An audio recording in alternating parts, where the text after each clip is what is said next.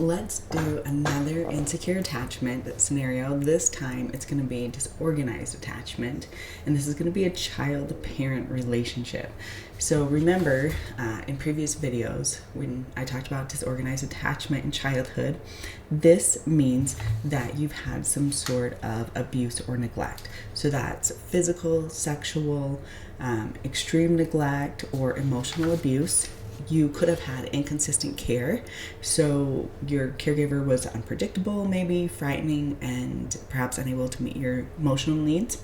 You could have had trauma, so you could have been exposed to chaotic or traumatic environments.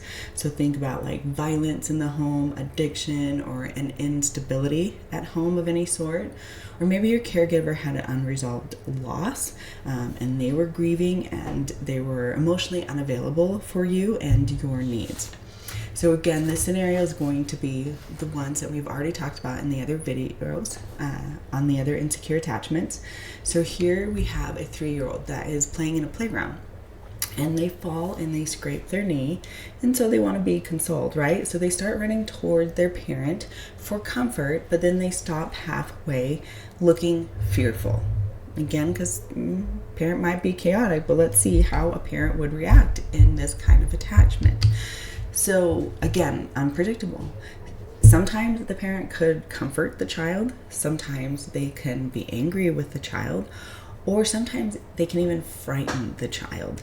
And so if they're frightening, they would be yelling at the child and saying, "Why are you so clumsy?" Turning an innocent fall and scrape into the child's fault. So blaming them for no apparent reason, really.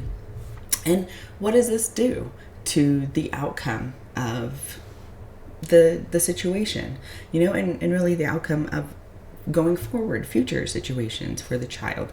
Well, the child becomes confused and fearful, right? We're confused because we don't know what's going to happen, and fearful for the frightening, the anger responses, the yelling. No child loves to be yelled at. It actually really affects their self-esteem.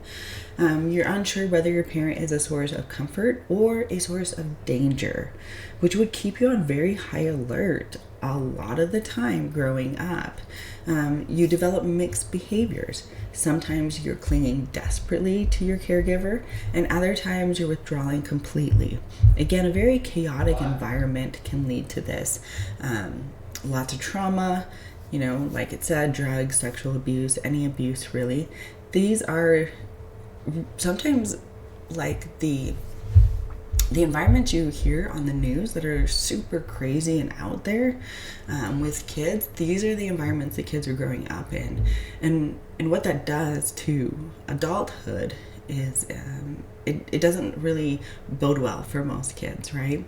If you are consciously aware in adulthood of what you had growing up, you can try and change what you're going to do in the future and how you're going to behave now, and really get a brighter future for yourself. It is very much so doable. I think this attachment is a little bit more difficult, and so it can be a little bit more difficult to change at times, but it is doable. So drop a comment. I'd love to hear if you grew up in this environment. What was it like for you? Have you been able to change anything in your environment for your own kids if you chose to have kids, or in your relationships that you have? Are you able to trust again? And are you able to not be on such a high alertness all the time, right? A high awareness of what could possibly happen in your life? Or are you still struggling with this really badly? Love to hear it. Again, let's just get the conversation started.